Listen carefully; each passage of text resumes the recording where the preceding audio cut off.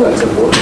I always love the compensation received. This is a free drink. And start with roll call. Milton present. Aguilash present. All present. All present. Foster present. Except there's oral communications. We have one card from Catherine Martin now. Where do you want me to stand? I don't have a slice. It looks like right around here. There's a microphone. Right here? Right here is good. We're good? Okay, thank you. Good evening. I'm Catherine Martineau. I'm the Executive Director of Canopy. I think all of you are familiar with Canopy. One thing that you may not know is that this year, alongside the city, the Utilities Department, Canopy received a Water Conservation Award from the Silicon Valley Water Conservation Award. So we're very proud of this, and we feel that we have something to say about water conservation and trees. I'm here just to talk a little bit about water conservation and trees. We know that the residents of Palo Alto are doing a great job, 17% I think of conservation compared to last year during the summer. That's great. We're asking that they do more, that we reach the 20% goal. And that's great, but we want to make sure, Canopy wants to make sure that this is not done to the expense of the trees. I've been before you before, and you know the value of the trees. The trees are certainly one of the most, if not the most, valuable element in the urban landscape, not only because of the investment they represent, since they grow for many years, but also and mostly because of the ecosystem services that they provide, not only today, but in the future if they don't die. We're in the midst of our young tree care survey. Every year, Canopy recruits volunteers, and they walk the streets of Palo Alto, and they survey every young tree that has been planted on a street tree that has been planted in the last 5 years. And you will not be surprised to know that this year, what it looks like is the biggest problem is that they lack water. Trees do not require an awful lot of water. As a matter of fact, they are not the reason why Palo Alto tends to use quite a bit of water in the landscape. At least they don't need as much water as is used in the landscape. A young tree, for example, needs about 10 to 15 gallons a week during the summer or the dry months, and of course we have many dry months these days. So Canopy, working with the city as well as with the Santa Clara Water Board, is trying to get the word out. Please water your trees. You can save water inside, you can save water in the landscape, but save just about enough to use around your trees so that they survive. We're working with the Santa Clara Water Board on a new brochure similar to the Contra Costa Water Board has. And I have brought for all of you some material. Canopy's website has also several pages with lots of information on how to water young trees and mature trees while conserving water. So that's my message tonight, and I'd like to give this to someone for distribution. Thank you. Great. Thank you. Thank you very much. Your attention. Thank you. And thanks for the work you and your colleagues are doing. Thank you. Okay. Next up is approval of the minutes from the June 4th meeting. Any comments? Motion to approval. Second. All in favor? Aye. Opposed? Passes.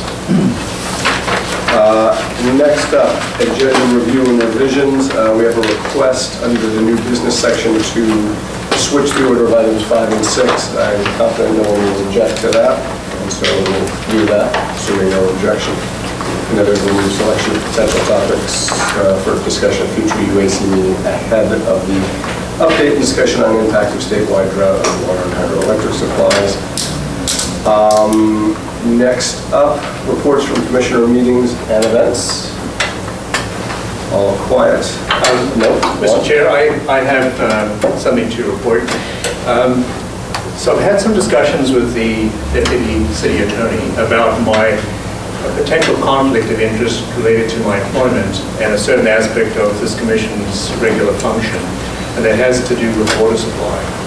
So as an assistant operating officer in Santa Clara Valley Water District, when I first accepted the position, I anticipated that I would be fairly narrowly focused just on recycled water, which has a bearing on what we do here, but it's become apparent to me over the last month or two that my role has expanded to virtually everything in water supply.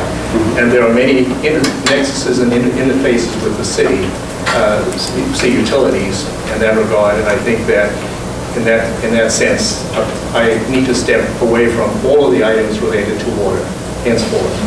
So that is why it is good for you that, for me, convenient for me, those two last items, I will, for example, miss item 5 tonight. Do we have an opportunity to, you were going to discuss that a little bit more, I think, when we got to it. I'd love to chat about that a little bit more now or whenever it's appropriate on the agenda, if we can. Your choice. When should we do that? Can we do it right now, or should we do it when we get to the water item? Doesn't really matter. I mean, this is sort of an event that a new event sort of for the commission that we're talking about, so I guess Now, depending on what you want to discuss. I just sort of want to understand, I will share my personal view that Commissioner Hall's expertise in water issues is of great value to this commission, and so a result in which he has to recuse himself from everything sort of automatically is an unfortunate result from my perspective.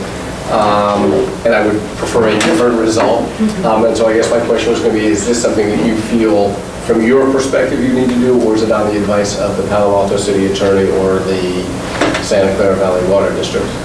It doesn't come from the district. It comes from myself.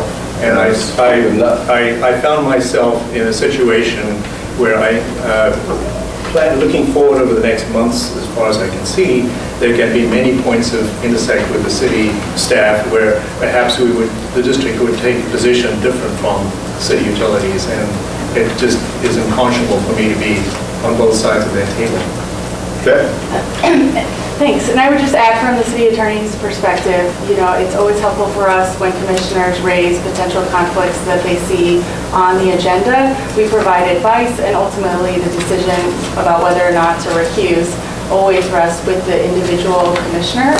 And it's always helpful to consult with us, discuss the issues, and give us a heads up if there's something on the agenda that concerns you, and we really appreciate Commissioner Hall doing that in this particular instance. And I know in the past we've had other commissioners who were involved in water issues for other public agencies, FOSCA agencies, and we also made a similar recommendation that out of an abundance of caution, they recuse themselves from all issues related to water.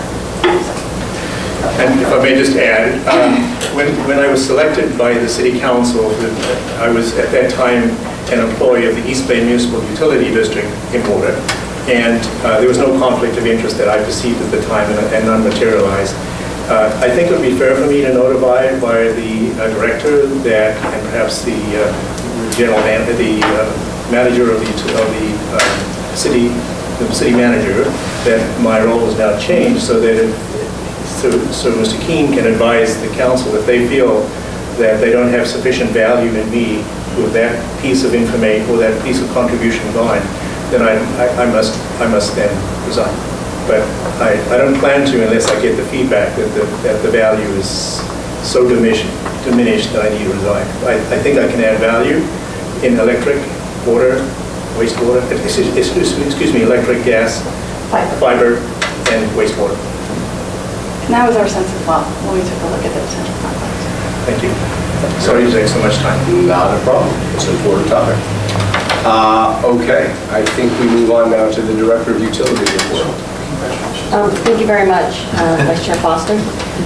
Or I guess for tonight, you're the chair. Of a few items. On the communications front, we're doing a lot more drought outreach. So as the dry conditions persist through the summer, our outreach is focused on providing customers with updates.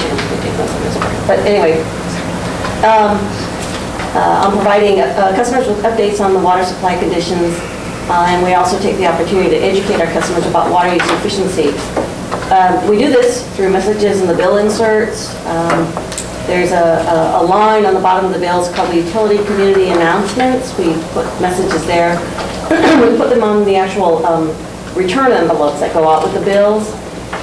We post information in the Palo Alto Weekly and have other ads that are specifically targeting information on leaks and what to do, outdoor irrigation, and also provide information on increased rebates for landscape water efficiency.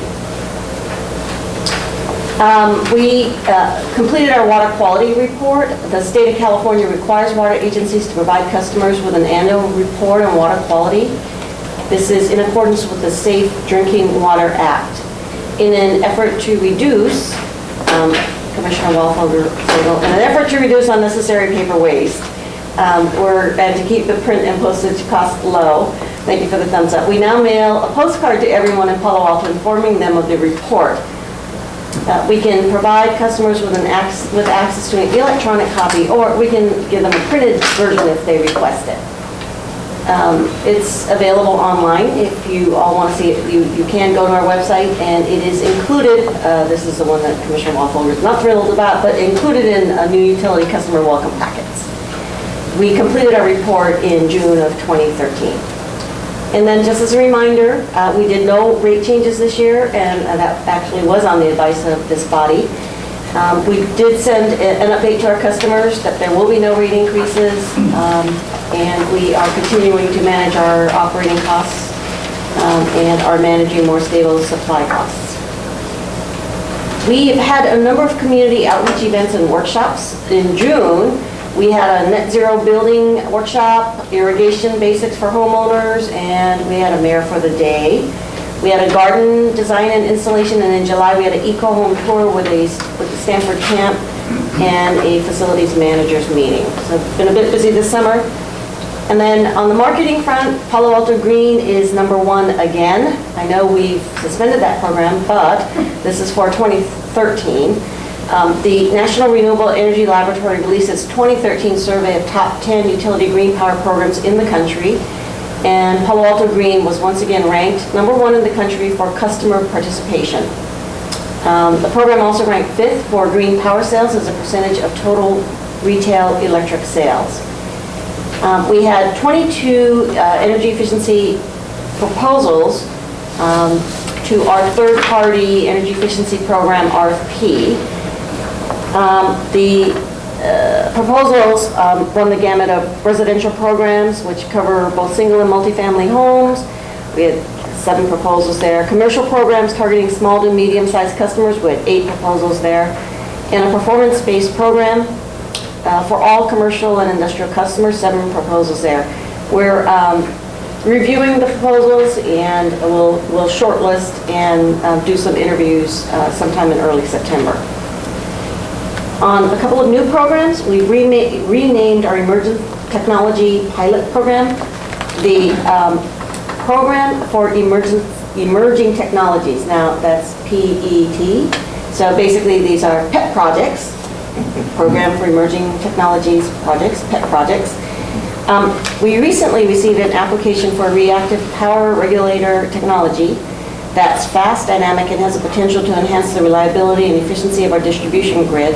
And we're exploring the feasibility of actually piloting that technology in our service territory. Then on the community solar front, we issued our RFP for a 1 to 3 megawatt capacity community solar project that will be located within the city boundaries. The RFP closes on August 12th, and this is sort of our first programmatic launch for the local solar plan. Let me ask a couple of questions on that one.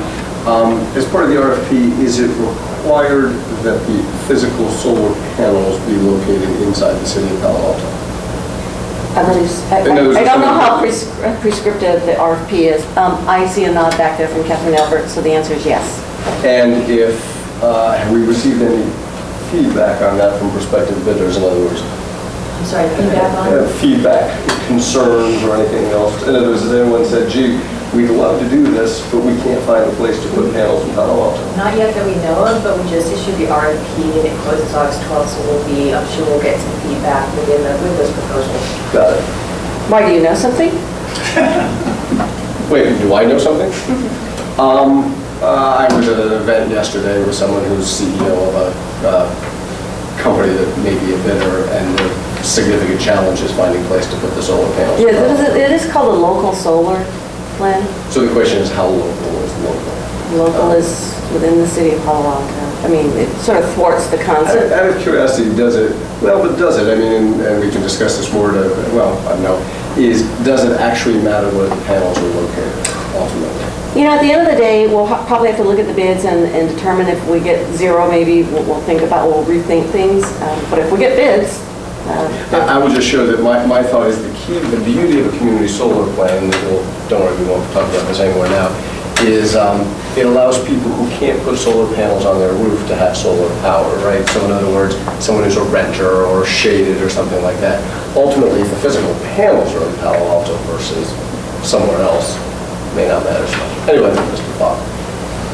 okay, there is something to be said for that power being located within Palo Alto. There's value to that.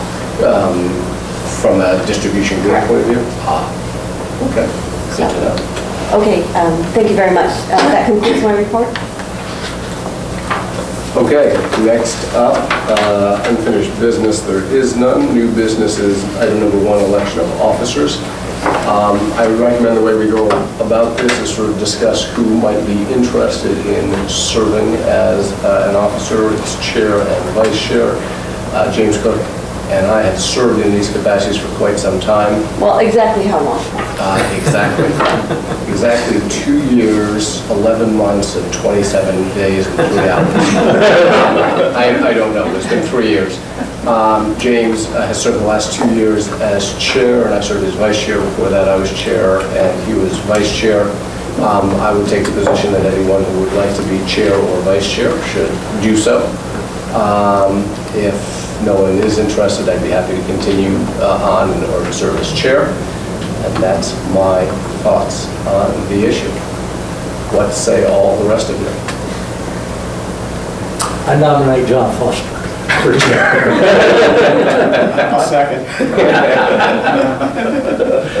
Well, technically that is a motion and a second, so I suppose we have a vote on that. All in favor? Aye. All opposed?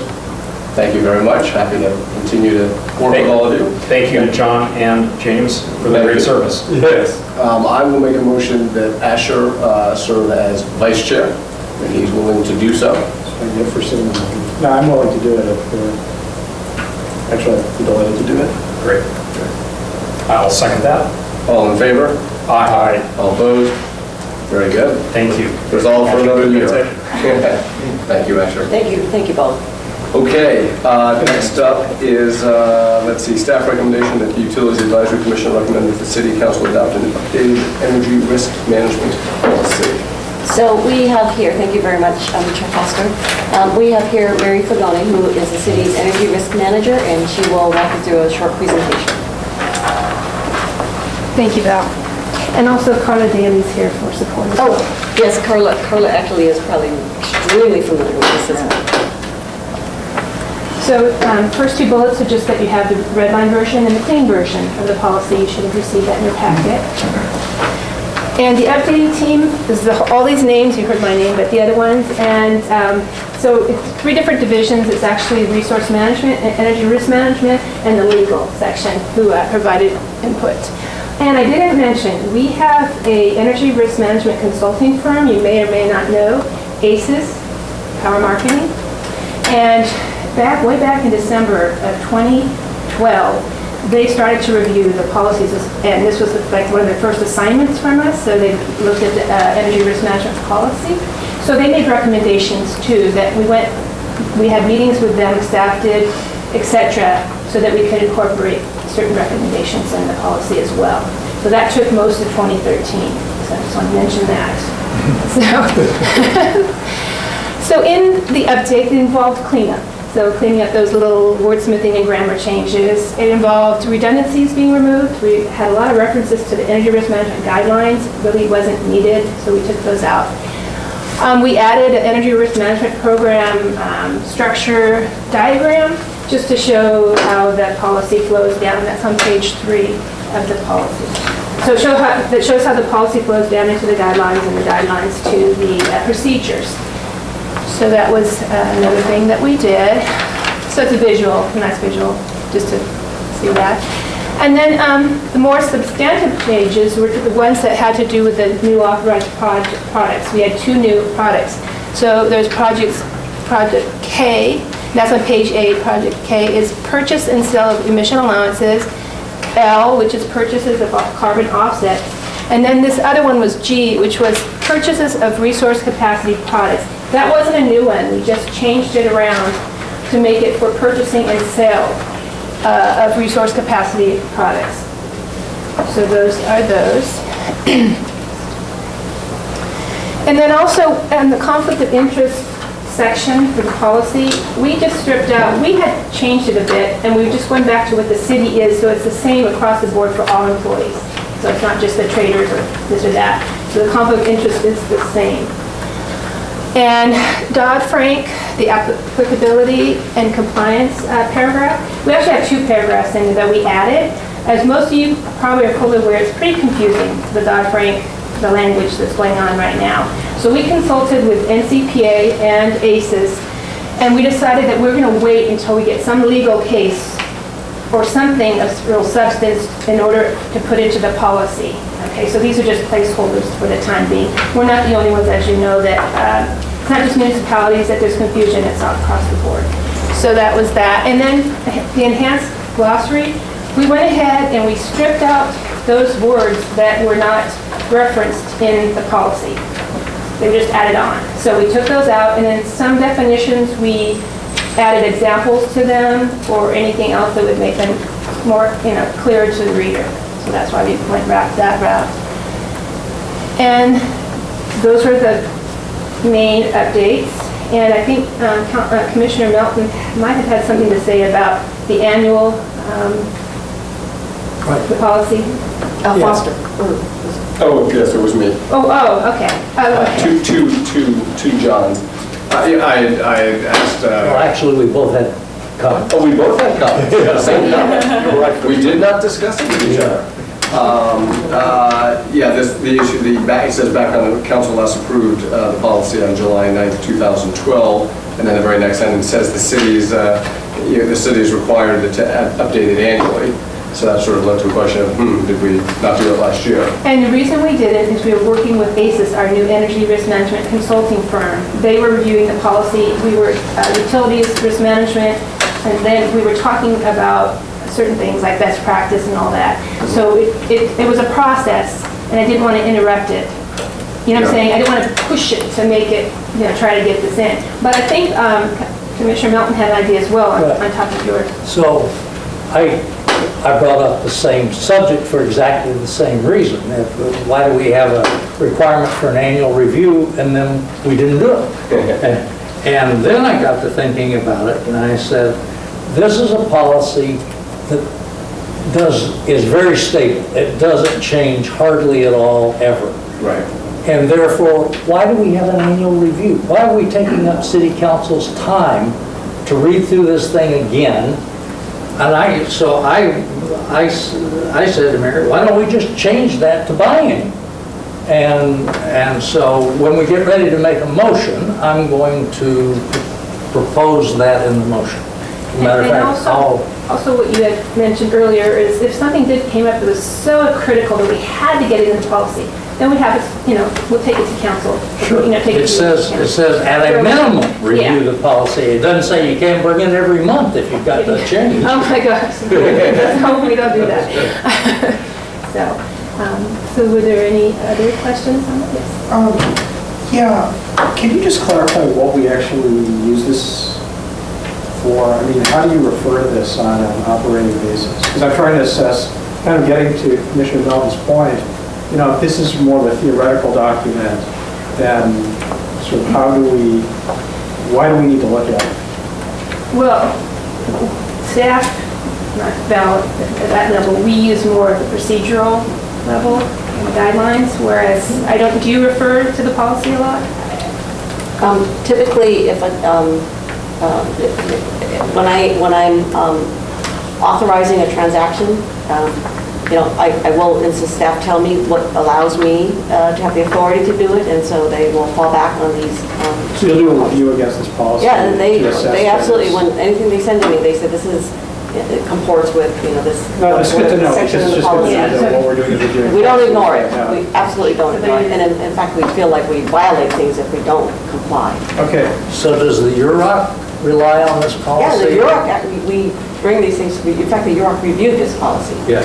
So yes, it does. Is it an operating document for the UROC? So this is a policy, there's also procedures, Yeah. and the operating piece is really embedded in a lot of the procedures, but this is the guiding document. Yeah.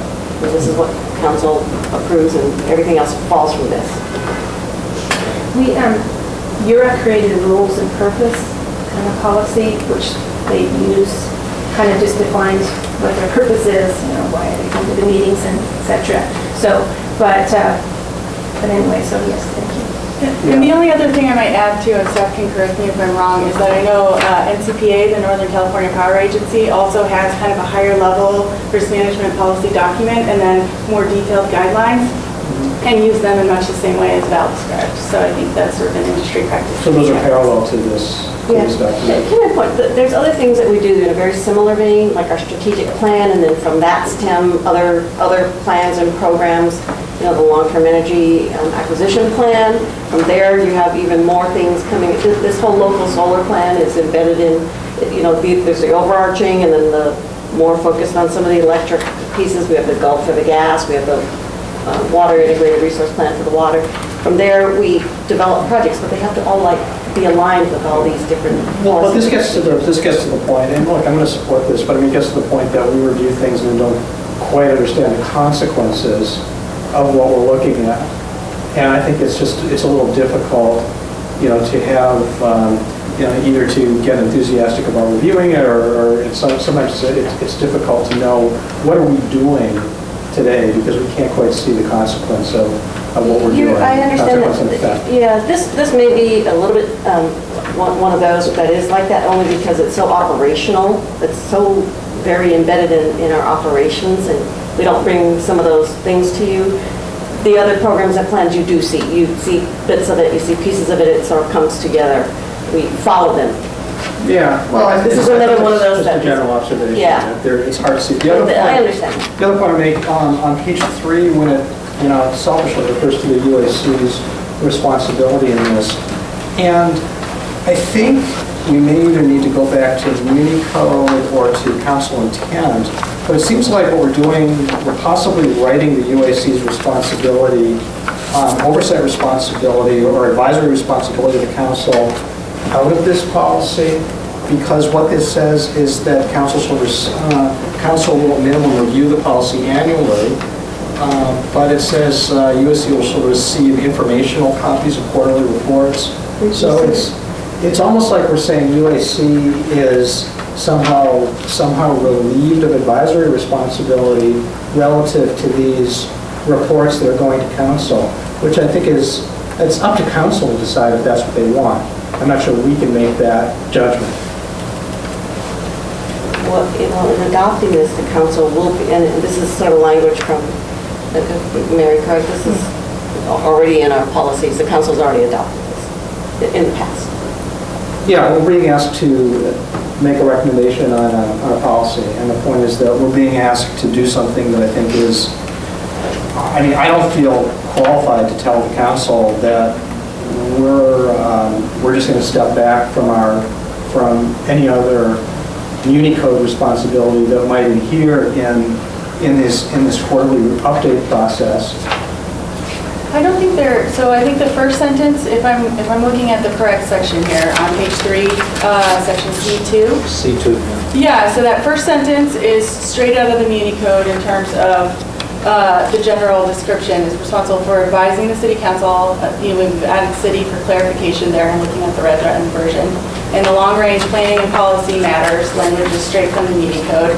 And then we've condensed it to sort of electric and gas utilities here because that's what this energy risk management policy deals with. It doesn't deal with water or anything else. And the council, so previous to your question regarding council sort of making a decision one way or the other about whether you have a role in reviewing the quarterly reports, the only addition to that second sentence is this informational copies. And so in previous years, these quarterly reports, that language was in the energy risk management policy that council adopted. So council had previously made that decision that your role is kind of that first sentence and that you'll receive those informational copies already. So this is more of a carryover So of that prior what is assessment. this, what does that antecedent, while it has no formal responsibility in energy risk management? So if we have no formal responsibility in energy risk management, then why do we have to approve an energy risk management policy? I guess we don't have to bring this to you if you don't want to see it. Well, I'm just asking you, because if your position is that council has decided we don't have any responsibility here, then... We don't have any operating responsibility. But it says no formal responsibility in energy risk management. Well, you don't at this point. I mean, So why are we being asked to approve this policy? Because we advise on policy. Yeah, we advise. But we don't have... I mean, the first sentence is, like I said, straight out of the Muni Code. That's our responsibility, and... So maybe in an abundance of caution, we brought it to you, and if you prefer not to take a position on it, I mean, we're okay with it. I think our responsibility is to advise the council. It is. So I think we should advise on this policy as we do on others. And I guess you could say, well, what's the purpose of getting the informational reports quarterly, since we don't do anything with them, nor does council. They read them, we read them. And as long as Mary says we didn't have any violations, everybody. And so... So we want you to have the we want you to know what we're doing, even if, I mean, so much of what we do is operational in nature, but we believe, you know, we're not trying to hide anything, but we want you to have it. And so that we do provide it for that reason, not because we expect any action on your part.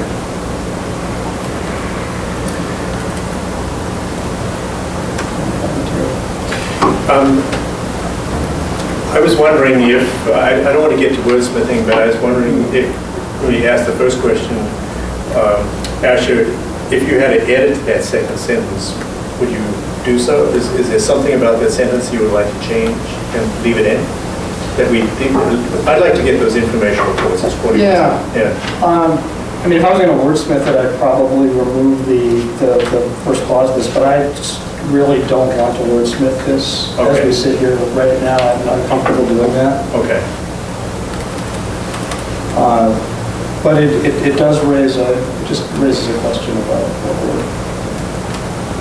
what we're doing here. Would you like to remove the sentence? Like I said, I don't really want to wordsmith it. Maybe want to raise this. Okay.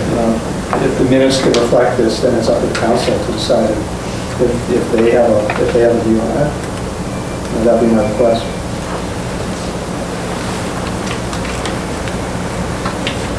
I'm done. I'm prepared to make a motion. Oh, actually, I have a question. Oh, okay. So I'm looking at the authorized products, and you added, one of the three you've added is G, purchase of resource adequacy capacity products. And since I'm a little bit rusty on the, I'm on Bottom page 8. bottom page 8 in the redlining. Yes. And the new product G, And excuse me, actually G isn't a brand new product. We just changed the Okay. verbiage on that one. Okay. The ones that were new were K and okay, L. okay. Well, in the reworded G, there is a thing called resource adequacy capacity products. And I was wondering if someone could explain what those are. Yes, we can. John, are you perhaps the best to explain it? Yeah, so we're required to provide, every load serving entity in California is required to have provide a certain amount of generating capacity Yes. to make sure that the state as a whole has enough to deal with annual peaks. And some of that has to be local, some of that can be wherever it needs to be in Particularly in a constrained area. So in an old language, it would have been planning reserves or operating reserves, Yeah. one of the two? Yeah. Okay. That's the same thing? Yeah. Okay, got it. Do you think we could add it to the glossary? Resource adequacy capacity? Resource adequacy capacity products. Yes. Okay. I'll probably add it. Yeah. It won't be, it might be a whole page definition. Okay. And so, in The addition... policy twice as long. Yes. In addition to that point, I just want to question whether you have thought about the way this changes been made. So purchase of those things to meet the city's sort of requirements and the sale of those things to reduce costs associated with the city's obligations in the same vein. So you could buy or sell reserves. Yes. Let's say operating reserves, in order to reduce costs. Is it too limiting to say that the only reason for selling reserves would be to reduce the cost, the city's costs of maintaining reserves? I mean, couldn't you sell them for achieving money in any regard? Is that too limiting for you? What? If you have reserves, So- reserves to sell, what this says is you can only sell them to reduce the cost of providing reserves. So we're not really in the market to make or lose money. We're meeting our obligations. It Right. so happens with some of our resources, we are long something called system capacity, but short something called local capacity. Yeah. So we buy local capacity, we can sell system capacity. Yeah. And so it so happens that when you sell, you get revenues, and so it does reduce your costs. But we're not in there to speculate on how to optimize the total cost of the portfolio. We simply Right. meet our obligations by buying or selling. Right. All I'm asking is if you happen to be long on reserves a lot of the time, and there's a market for those reserves with CalISO or anywhere else local, within California, are you so limited here that you cannot sell those reserves to in any other? I think this may limit you as to selling those reserves because it says only to reduce your costs of providing reserves. If I read the language. Yeah, because we don't sell reserves to reduce the cost of cap and trade, for instance, right? I mean, I don't understand what you, Well, you have reserves. Yes. And they have a market value. right. And so this says the only context in which you can sell those reserves is to save money in providing reserves for the city, for utility. All I'm asking, and that may be okay, I just want to make sure that that's the logic which led to this. It's possible that if you're long reserves, which you may well be in many years with the hydro systems and so on, you could make some money out of selling those reserves consistently and simply take the money and put it into other utility programs. So this seems to be limiting. And if that's what you wanted, that's fine. I just want to make sure you thought of that. Because this says you can only sell those reserves for the purpose of providing reserves.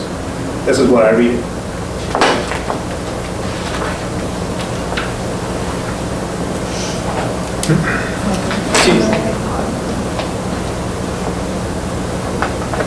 So, I'm sorry, can you point exactly to that language? Okay, so on the last phrase of it. Oh, G. Yeah, the sale of resource To reduce costs the sale of, this is tongue-tied, the sale of resource adequacy capacity products to reduce costs associated with the city's resource adequacy obligation, in other words, to provide reserves.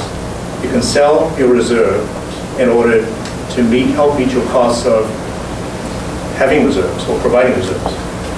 And I think that it's okay, but I think it may be too limiting if you continually have surplus or reserves for sale. So here's the reality. I don't think in the short term, this is going to be an issue. I don't think in the next few years or the next 3 years, it's going to be an issue. Yeah. So perhaps we could revisit this, but leave this language as is, because we are going to revisit this anyway regularly. I'm okay with that. Okay. It sounds like you're okay with it and you thought of it. It's not a limiter going forward in the Okay. foreseeable future. It's Okay. absolutely not a limiter. All right. You may want to look at it.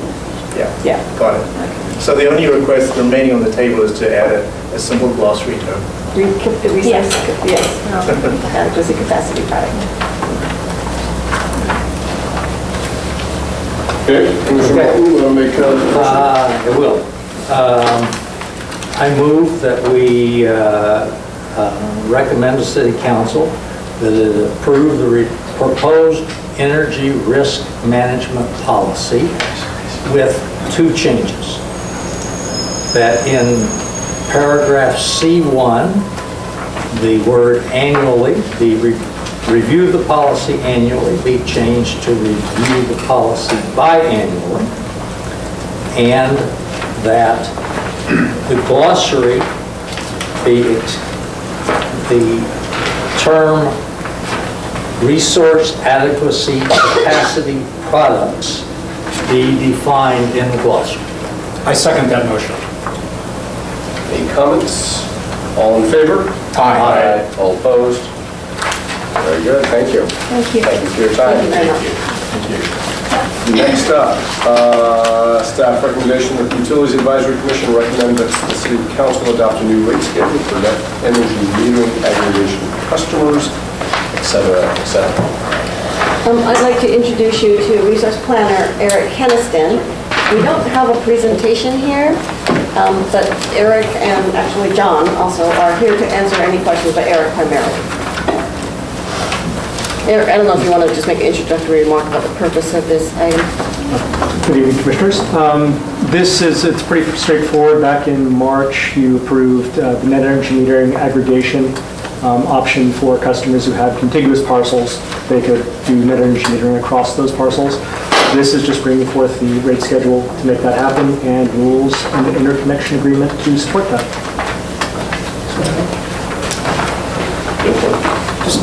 Thank you, I appreciate it, great report. A couple questions for you. Some of them are just linguistic. Let's see, in the executive summary, we refer to recommendation that would not result in an increase in the expected revenue obligations of non-participating customers. That's on page 1. And then on top of page 2, when we're referencing SB 594, the language would not result in an increase in cost to non-participants. Just a clarification, do those mean the same thing? Is that our intent? Yes, that's the same intent. Just seemed like it was likely where you were going, but I wanted to be clear. Next one. The second question is, if I understand this correctly, without this policy, a customer who has, let's say, a PV array on one building in a group of a couple of buildings, but without this, that customer can run his meter down to 0, and that's the full PV credit they would get, run to 0 on that building, but not combine that with the other buildings? Correct. They could go negative. They could have an existing net energy metering arrangement. So they could take and have negative value and create a dollar credit for that site only. For that one building? For that one building only. With this, they would be allowed to take and distribute those credits amongst however many facilities are And so contiguous. Right, and so is the notion here, I mean, I gather that this is being driven by one customer request, which is great that somebody is doing this. But is the notion here that, will we see any reduction in revenues because now that customer could only run down to, could only take the credits against the one building, and now it can take credits against multiple buildings? So do we potentially does this potentially lead to any revenue reduction for? It shouldn't result in that much of a revenue reduction. I mean, it may result in a slight amount, but not, I don't believe. But it's possible that there's revenue reduction from this. What you would have, in the current circumstance, you'd take a bill negative, you'd have an existing credit that would just, and that person could then carry that forward for as long as they wish, or until they generate enough electricity to use all of that up, and the other buildings would use energy accordingly. Here, cannot size the system so large that they create, or they're not supposed to size the system in such a way that they create credits for the whole system in total. So the most that they could, are supposed to do is set it up to where they could net zero amongst all of them, which in essence would be putting panels on each one of the facilities to bring them all to a net zero circumstance. So it's really not any different than building 3 separate panel units. No, you've just allowed them to set it on one place and... Well, I guess what I'm curious about is since we're framing this around a customer, is the immediate effect of that revenue reduction, or is the immediate effect of that revenue neutral? Right now, they do not this customer does not currently have PV panel on their site. The one we only have one request. It would be 3 sites. So right now, there is no effect of doing this is not going to create anything new. Once they create the panel, it will allow for them to. So this is really their analysis on whether they want to put PV on one building or separately on each of the buildings. This is what's driving this? Yes. So this, whether or not, and they have one roof size which would be large enough and nice enough to allow them to feed across, would allow them to be big enough to be able to offset some of the other buildings' usage. So essentially what you're doing is you're allowing, by adopting this policy, it allows them to use more of that, use them or any other customer in the same situation to use more of that roof space. There's not an additional revenue reduction because if this rule weren't in effect, they would have to install a smaller solar system that only served a single building. I think the key point is it's not a windfall for an existing system. This is to encourage new development, and that's great. I support that. If I can just add a comment on this subject. It is a revenue reduction in the sense that net metering always results in a revenue reduction compared to what would be the case if you didn't have net metering. Right? There's no doubt that net metering is basically paying customers back at the retail price of electricity for the power that they generate with their PV panels. But having accepted the concept of net metering as a healthy incentive to encourage the deployment of PV panels, it seems to me that what we're doing here is consistent with that same Well, I support philosophy. this as a way to encourage more development. I would not support it as a way to deliver a windfall to somebody overbuilt on a building. I think that's a good point, and I think a similar point that some of us might make is, do we anticipate any abuse of this? Is there any way that something like this could be abused? I think at this point, based on what we've heard from staff and based on what we know, there's no reason to think that this is likely to lead to any sort of inappropriate abuse. I think this is just allowing a deployment of more renewable energy, and it's something that we'd like to see happen. I think there's a circuit breaker if it gets abused. Something like that. So I think it's one personally. Thank you. Any other comments? If not, anyone care to make a motion? I make a motion that we accept staff's recommendation. I'll second that. All in favor? Aye. Opposed? Carries unanimously.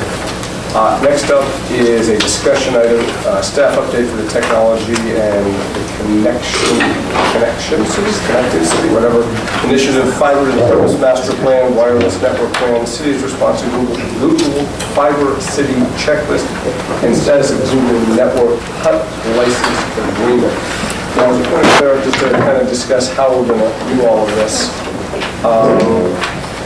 There's going to be a staff presentation. Yes. We have a comment from a member of the public, so we'll do that next. After the presentation, then we'll have questions and discussion and all that kind of good stuff. All right, thank you very much, Chair Foster. We have here our Chief Information Officer, Jonathan Twyford. Are you a Chief Technology Officer or? I'm both. Okay. Chief Technology Officer for the city. He has his team here as well, Todd Henderson and Jim Fleming, who is a utilities department adjunct to and key, I think, also to the team that Jonathan's heading up. Thank you. So Chairman Foster and Honorable Commissioners, it's great to be here. Can we, sorry to interrupt right before you start, can we take a short, you want to change that now? Yeah, we'll take a short break while he changes the Okay. tape, so there's no interruption when you actually do your presentation. And welcome, this is the first time I've addressed the UAC. It is. Oh, that's interesting. So once again, Chairman Foster and Honorable Commissioners, my name is Jonathan Reichenthal. I'm the Chief Information Officer at the City of Palo Alto. It is great to be here, and I've been in the city for 3 years, so this is my first time having the opportunity to talk with all of you today. We're going to share with you the staff work that's been done on the new work on fiber to the premise, wireless, and also update you on Google Fiber work. I think you'll agree we certainly live in interesting times. Broadband is the new battleground for the future of America's infrastructure. And the future of America's infrastructure is the future of America. And the fight is between incumbents and new entrants and governments. And today, content and connectivity is king. Mergers, takeovers, new players, and new technology are all items we're being confronted with. Today, we have new technologies like Wi-Fi and wireless that are hitting the gigabit mark, where only cables could do that in the past. These are potential game changers in the months and years ahead. So it's exciting if you're in technology, exciting for communities, exciting for businesses, but it's also very difficult. Fiber's had a rocky road in the US, as you know, and the issues we have to confront are very complex. So tonight I want to share with you these items, really an update on some very interesting things that I think you'll have some questions about, which you've already indicated.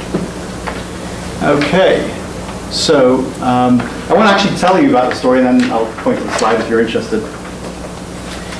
First, I want to say that the work we're doing today on fiber to the premise, wireless, and the Google work is, while it's led by IT and the utilities department combined, it really is interesting the extent to which almost every department is engaged, because it touches every aspect of our city. It's a real true cross-department initiative, or set of initiatives.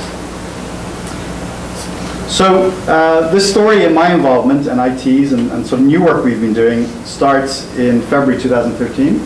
That's when the City Council at the retreat identified out of 3 priorities, the connected city, or work around fiber to the premise, is one of 3 core initiatives for the city in 2013. They called it, they gave it the name Technology in the Connected City, as you know, but they're really talking about fiber to the premise at the time. And so there was a committee set up, independent committee, to advise the council, and we had several meetings through calendar year 2013. In fact, because of the momentum, and I'll get to that in a second, at the council retreat in 2014, in February 2014, that particular committee was disbanded because we created significant momentum, and we would then go directly to the city council for decision making. So what happened in 2013? Effectively, by the time we arrived at the end of the year, the city council had approved the following work. So 3 items.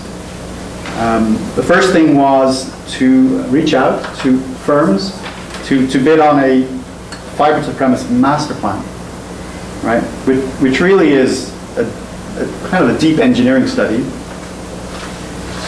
of exactly what's required to bring fiber to each home in Palo Alto. And in addition, to explore all models. So not just city provided, but city in partnership, city contributing, and independent organization contributing. So we wanted to have the study really look at all types of scenarios for deploying fiber to premise. We had not done that before. We'd never gone out to a consulting firm to do that type of comprehensive work. The next thing they indicated to us was to do almost the same thing, but to look at wireless too. And all types of wireless, cellular, radio, but with a near-term focus on Wi-Fi. Could we bring Wi-Fi pretty quickly to core areas of the city, and then broad areas like parks, areas where the community congregates, and then more broadly to all the areas of the city. And of course, what would that take? What's the infrastructure? What's the technology? What are the costs? What are the models for doing that? And finally, to actually advise all this work, the City Council directed us to form a citizen advisory committee, which we went ahead and created. There's at least one member to recognize this evening from that committee in our audience, Richard Brown. And so through the city manager and a rigorous selection process, we formed the Citizen Advisory Committee of 9 members, first meeting in February of this year. And talk about a reflection of what Silicon Valley and Palo Alto represents. The people on the team know communications technology. Pretty impressive lot. Really have a deep background in the associated technologies. Let me use the slides just to kind of summarize a little bit of what I've just discussed. So when we got that directive, we formed the RFP work to look for engineering firms for both the wireless and the fiber to premise work. The Citizen Advisory Committee reviewed those RFPs. In detail, that was one of the core responsibilities they had, and they hit the street. And as of a few days ago, the RFPs for both the wireless and fiber to premise master plan work has closed, and we're just reviewing now the responses. What happens next then? Okay, so we get those responses. We're going to select a vendor with participation from the Citizen Advisory Committee, or vendors, because it might not be the same vendor who does the wireless work and fiber to premise master work, and we'll work with those companies to do the work, and effectively we'll through the process get to January, where we will make a recommendation to council on the outcomes of those RFPs. Okay, and then I just wanted to refresh you on the Citizen Advisory Committee again. We've been meeting almost every 2 months since February, and it's been a good, rigorous dialogue. Lots of good feedback on the process and the RFPs. We've incorporated those, and the Citizen Advisory Committee continues to be highly engaged as we work through the process here. Okay, may even go faster than I thought. There's nothing wrong with that. That's okay. So I will take you to. We will come back to this side, of course, when you have questions. I want to talk about a completely separate item, although the timing is remarkably coincidental. I think you might agree. In February of this year, out of nowhere, surprise, we got a call from our colleagues, our friends over at Google in Mountain View, saying they'd like to visit with us, and they had an announcement, and they came on site. They told us that having had success in some pilot cities, Kansas city in particular, then the work progresses in Provo, Utah, and now in Austin, Texas, 3 pilot cities. They were ready to go bigger, and they would like to explore expanding their Google Fiber to 34 cities across the United States in 9 regions, including this Silicon Valley area. Google Fiber is effectively 1 gigabit internet up and down. They have a sort of, in their product literature, they talk about it costs $70 per month for 1 gigabit internet, and to include TV services for around $130 per month. Just to give you a sense of what 1 gigabit internet is, it's 100 times faster than the average American home, which is about 10. You can agree that's pretty fast. So what was the process? So Google Fiber came to us and they said, we would like to evaluate the potential to bring Google Fiber just like we've done to Kansas City and others. We'd like to evaluate the potential to bring Palo Alto, but to do that, we need to understand the community and the infrastructure and some other things. So they presented us with a checklist, as they did with the other 33 cities. By the way, in the area, the other cities were Santa Clara, Mountain View, San Jose, and Sunnyvale. So pretty much the adjoining area. This checklist, by the way, wasn't something Google just pulled out of the air. It was based on best practice of the Fiber to the Home Council and also work done by the U.S. Conference of Mayors. The data gathering exercise is useful for anybody who wants to bring fiber to a community. The kinds of things in the checklist, and there's a lot of things, as you can imagine, is a lot about local infrastructure. A lot of information about our poles, our conduit, the permitting process. Some stuff is public information that we are freely sharing. We have that on our website for anybody to access. And stuff requires some small amount of items, because of their regulatory and confidential nature, have to be submitted under an NDA. And the Google, that checklist would be finished. The requirement would be that we finish that checklist and submit it by May 1st of this year. So we had from February to May 1st. We met weekly, and really it was we had almost every department engaged. Our colleagues across the city. The city submitted it on time. So on May 1st, we, to a high degree of quality and completeness, got everything Google needed submitted to them. There is one item that we continue to work on, as did many of the cities, and this just requires a little bit of explanation. In order to provide, in the event that Google would come to our community, the equipment that they use to distribute the internet and TV services requires huts. They're about the ground area is about 1,400 square foot.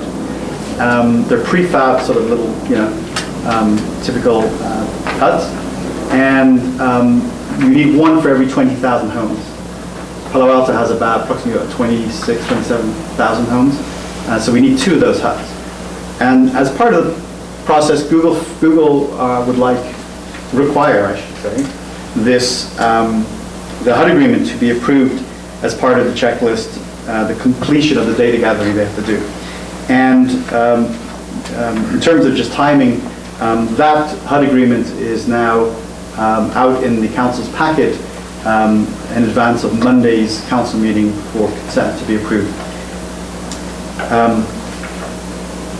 So what happens then?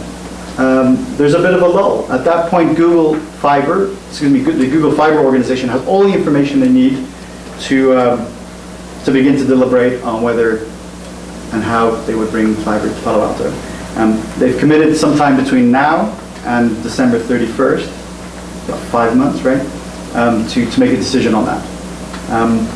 And so they will come forward and say, we've determined through the information you've provided that you're a good candidate, we'd like to come. The city will have to accept Google, assuming we do, and then the hard work will begin of deploying Google Fiber to our community. That concludes my brief presentation. Okay, let's go to, we'll hold on questions. We'll go to public comment from Richard Brand.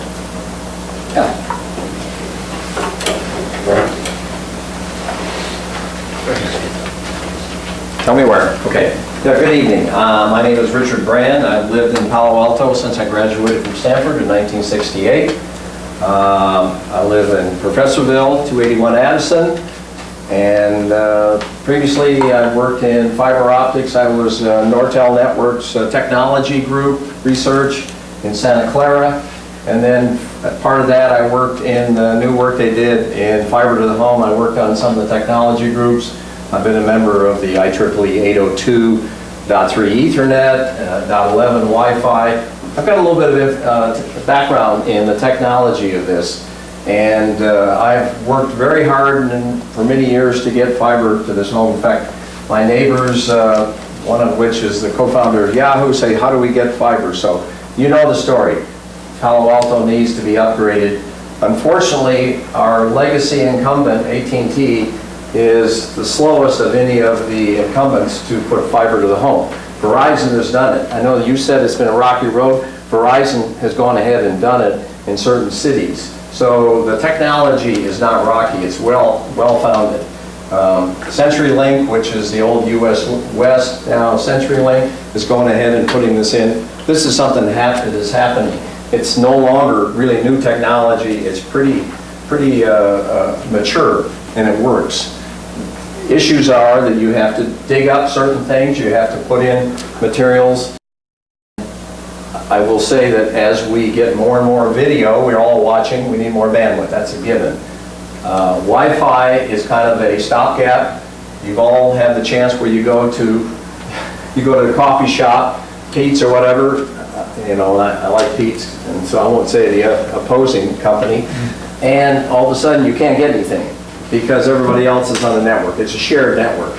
True fiber to the home is not a shared network. You actually get bandwidth that you need. So this is something that we've been working on. The staff guys have done a wonderful job. We're working on this, and what I know that everybody is ready to do this. It's going to be a cost issue. So we have to do the best thing with this RFP. I, for one, have some concern. A friend of mine lives in Kansas City, and we were talking last Sunday. He was a technology friend, worked at HP, went to Stanford together, and he said, watch Google. We've got to be careful about Google. And I think you've got the right thing that we've got to be careful. Google wants part of our brain, as we've seen. And so Google Fiber, while it looks real good, may not be the ultimate solution. I think having the RFPs together and looking at those, using the technology that exists in this city, I love it. I live down by the HP garage. I'd love to see fiber in that garage. People walk up in the buses, they see, you know, big video. There's things that we can do with this technology to make Palo Alto the technology city that we all know it is. But it has to be done with cost effectiveness and the right approach about fiber in certain areas. Where you can't, then you go Wi-Fi. And that Wi-Fi, to me, is a backup for fiber. That's about it. If you have any questions, I'd be glad to help you through, you know, it's your show, but I just want to say that I think the advisory group's got a good balance of technologists and economists, as well as just citizens committed to making this happen. Thank you. Thanks for your service. Thank you.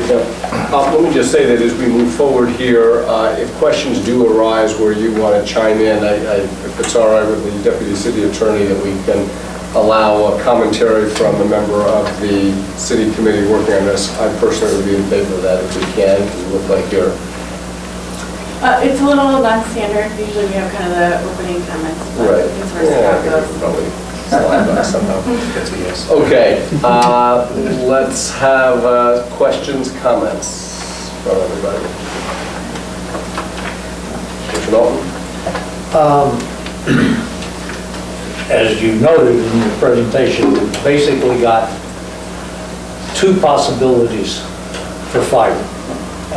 One is fiber to the premise. One is Google, and the other is whatever comes out of this engineering study, which may be a city-owned fiber to the premises or a joint venture with some private company.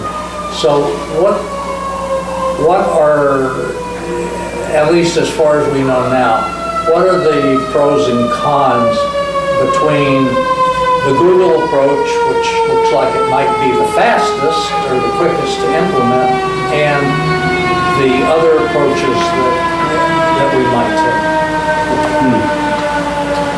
So I'll give that a go, and then perhaps I'll bring one of my colleagues here who can talk a little bit too. So we haven't determined, today we're approaching both independently. Yes. And there's no stop on either path. If Google were to ask us that they would like to enter the community, they will bring enormous amounts of their resources, both dollars and skills, and they'll just push forward and just do it. For them, it's a business, and they want to make it profitable, and they also want to incent a competitive marketplace to bring everybody up to a gig or more. So that can run independent of the city's resources. and has a high likelihood of processing because of the fact that they've proven that they can do it. And they've proven in Kansas, in Provo and Austin and beginning to do it in some other cities. The other work we're doing, we're very interested to see what will happen, what are the options that will emerge from it. What other creative ways of city collaboration or city contribution can make it happen independent of a big vendor like Google. So I'm going to be a little bit sort of more conservative in my views on what the other option might be, because frankly, I'm as intrigued as everybody else to see what options do come back. Anything that would require a larger city contribution clearly would have significant economic challenges. For us to build this out and support it alone would be significant undertaking, as I think you know from previous studies that have been done. So I'll pause there. I'm going to, Jim Fleming would like to add. I think the other element, Jonathan, pardon me? Jim Fleming, Senior Management Analyst with Utilities. The other challenge, particularly in an urban area, if you build a fiber to the premise system that would compete against the incumbents, it becomes a real challenge from a competitive standpoint. You have to be able to give a certain amount of subscriptions to that in order to pay back the debt to build it and so forth. So I think that's probably the biggest challenge. Municipal broadband projects throughout the country, some have done very well in certain markets and some have not done so well, simply because of the competitive aspect of it. So I think that's a key part of any consideration to build on a fiber network to the home. And there are different models to do that. Of course, the city could do it on its own, but the city would assume all the risk in an venture like that.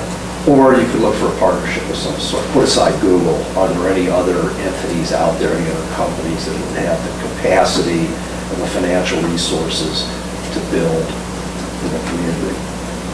So that's, it answers your question in terms of pros and cons. I think that's it. That's a call. I was just going to say there has, it seems to me over the years, as we've looked at this, the focus has been, or at least there's been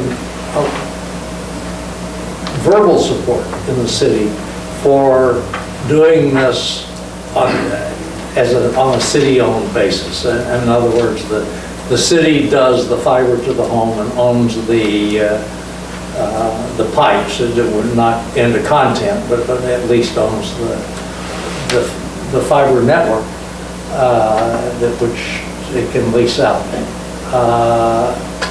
And I believe, if I'm remembering correctly, that's the model that Chattanooga has used. I think that's a city-owned network.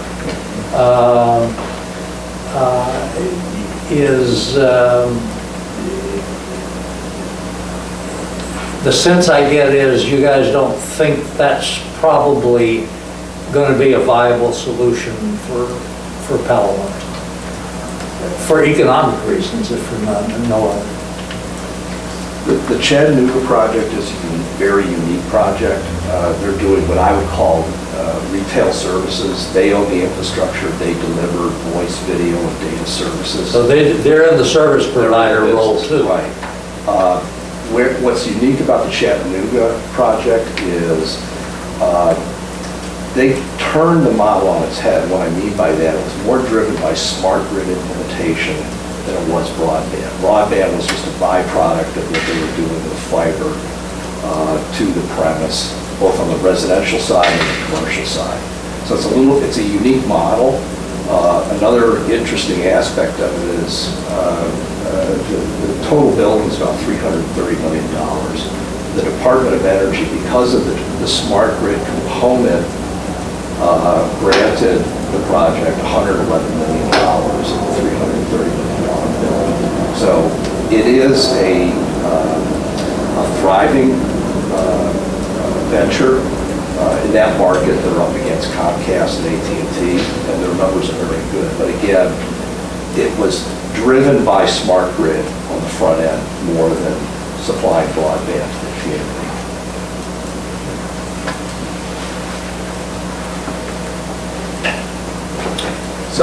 So I had a couple of questions. The one would be, in the discussions with Google, or from what we've seen about their approach with the 33 cities, is there any suggestion on their part that they would not participate in a competitive situation for services that we would define? For example, out of the process that the city has now launched with these RFPs and the proposal now, one of the products that may well come out of that, I haven't seen that, but maybe a set of specs, broadly stated as to what a fiber network would look like for the city, what requirements, technical requirements would be there, against which, with maybe a little more work, an RFP could go out for anyone. Comcast could apply, AT&T could apply, Google could apply, and others, Verizon and others could apply to provide whatever the city defines. The question now is, has Google indicated that it's not willing to play in that game? In other words, if they come to the city with its proposal, that's it, it's take it or leave it. Is that the sense in which we're going forward with Google? So I can give a little background on that. So Google, as you can imagine, do their homework, and our work was already underway with the council-directed actions. And they still came and approached Palo Alto. In addition, in one of our meetings, we actually visited, one of the meetings was at Google, where this very topic was discussed, and in no way did it deter them from their want to explore Palo Alto. The third item is they've said that absence of some big, surprise, they're committed to bringing it if they can to all 34 cities. They may or may not, but that's their intent. It's not like a competitive thing where they're going to just do 10. They want to try to give it to all.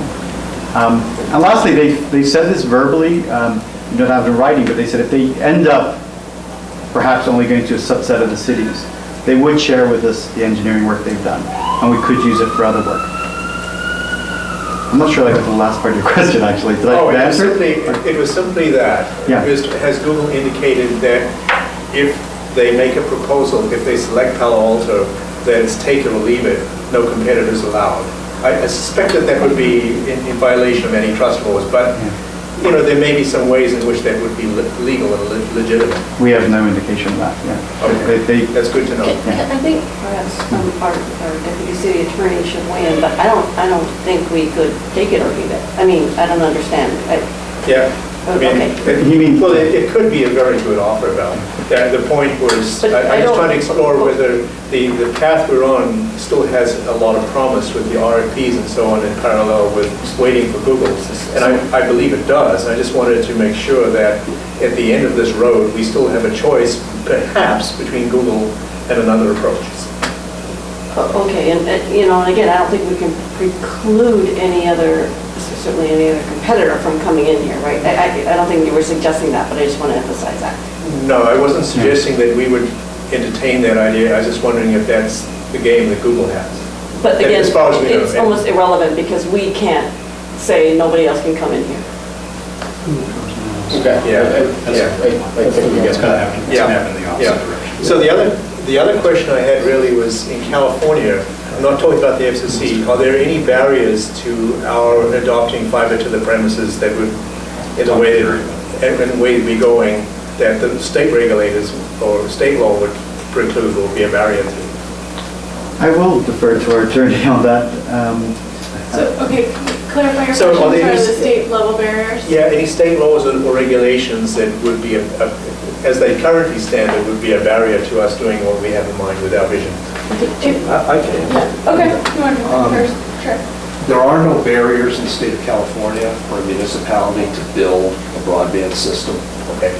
There are 19 states that either have outright bans or de facto bans on municipal broadband projects. And this is actually a topic that's heated up in the last couple of months. The new FCC chairman has said he's going to take a look at a path that may eliminate barriers in those states where they exist. So it's a topic that's at the very top of the FCC's agenda among all the mergers that are happening too, that they're involved with. But it's, I think, and you may even thank Google for this, the idea that the incumbents aren't necessarily satisfying the market, and should there be more local control by municipalities to rectify that in some way by building their own networks. And it's not necessarily networks, fiber to the home. It could be for anchor institutions like schools and hospitals and so forth. And I think a lot of cities have woken up. A lot of cities have fiber assets, and they may not have fully leveraged them, and they're very interested now in what they can do with those fiber assets. And it may not, again, be retail fiber to the home, offering cable and internet services, but it could be providing services to anchor institutions that feel that the incumbents aren't satisfying their needs from a telecommunications point. Okay, thank you.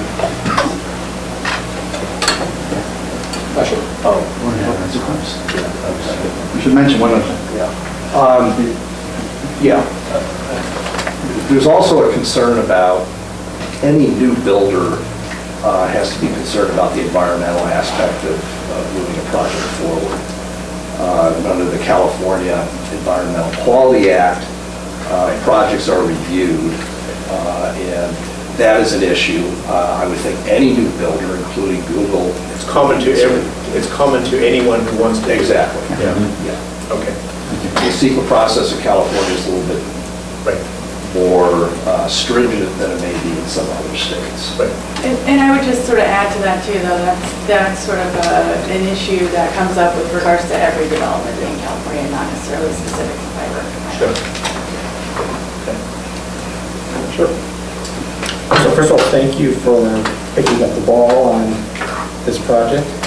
It's been a long road, and we're still not at the destination. Have we contemplated any kind of policy overlays on this, or do we need to make policy recommendations around issues like net neutrality, neutral carriage, either on the last mile, or neutrality at peering points, or neutral access to other hosting services? Like, look at these architectures with huts. Is this something where we might need a policy overlay to that argues for equal access for multiple providers at this point?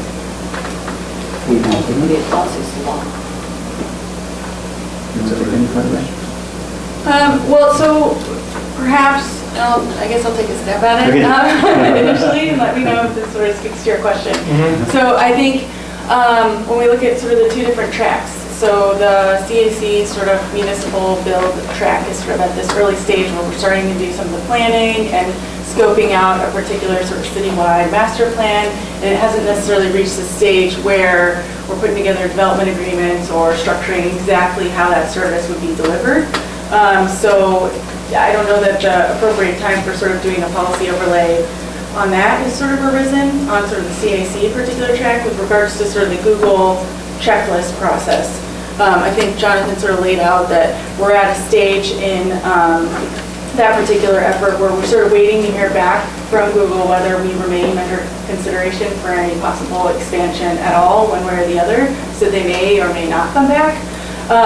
And we wait for that until the end of the year. And then at that point, they decide sort of whether they want to move forward or not. And other agreements, development agreements, permits, with sort of conditions related to those would come before sort of the city council and staff at that level and make some of those sort of more specific determinations about how the fiber huts themselves would work, how the service is going to be provided.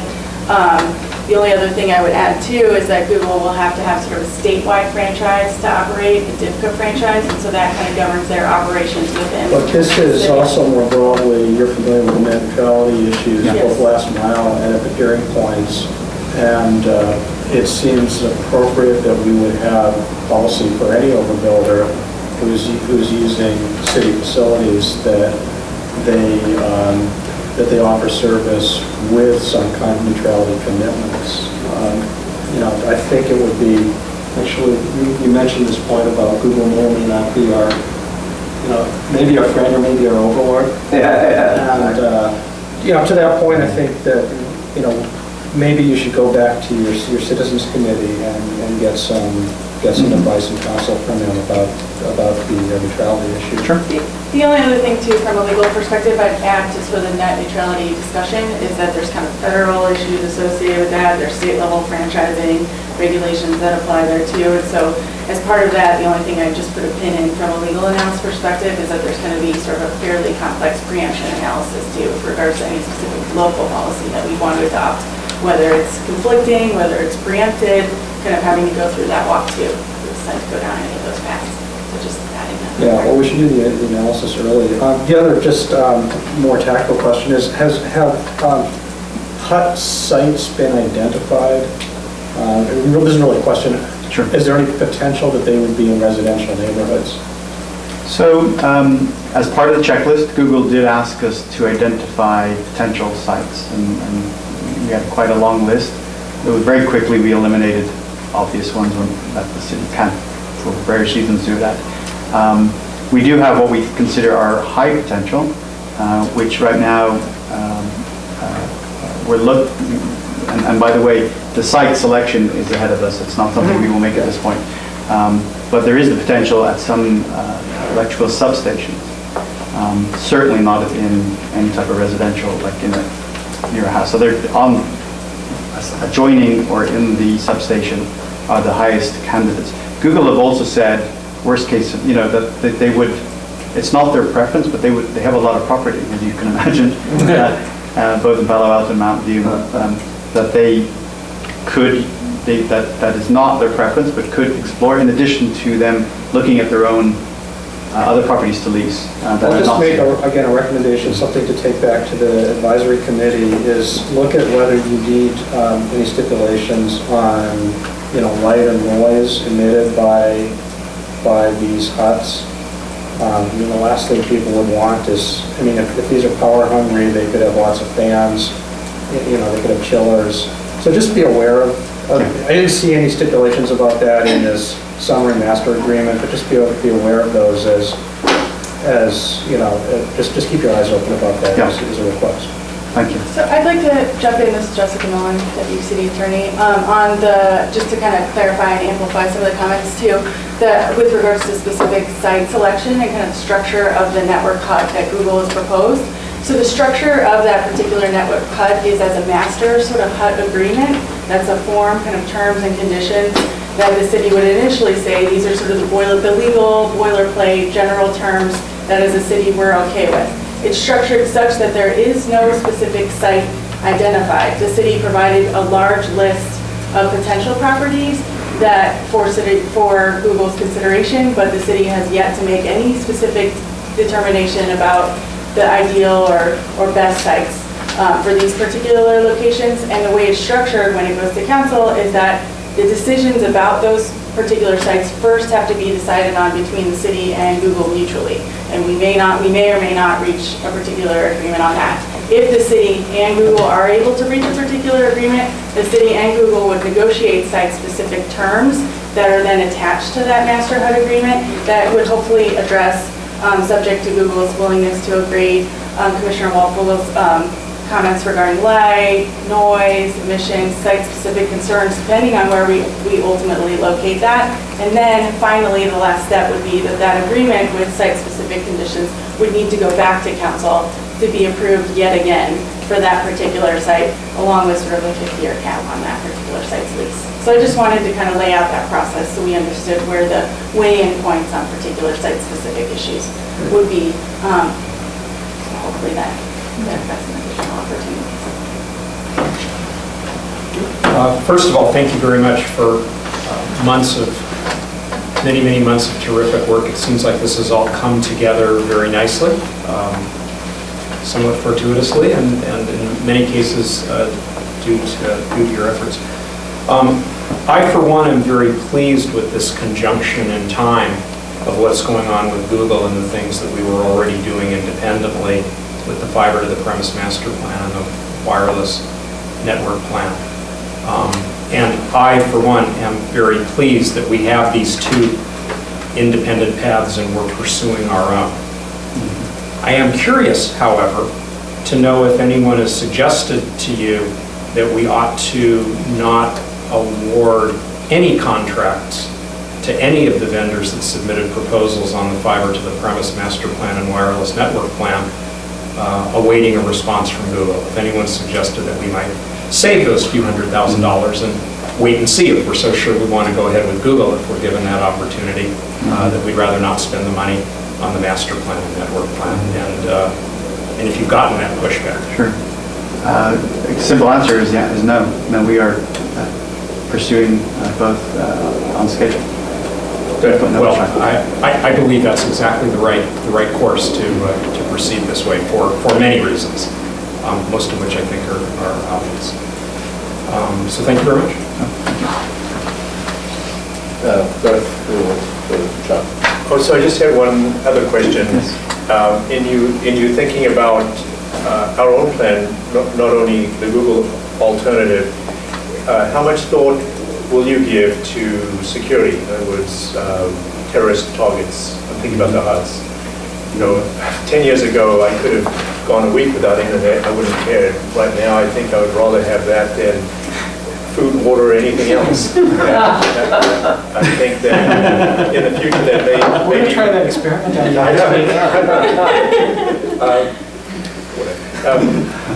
I just wonder if that has come amongst the criteria that will be looked at or have been requested in the RFP proposals, or whether, how that's going to be looked at.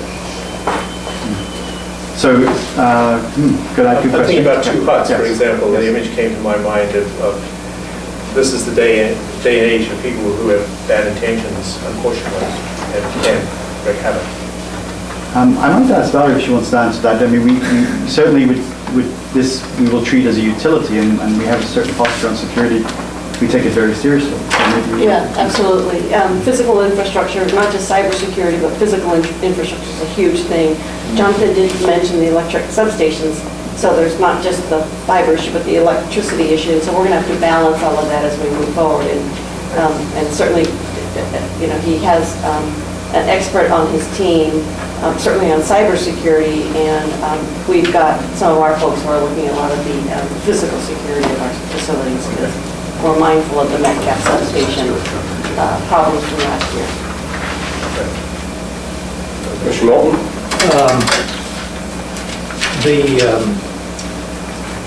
In the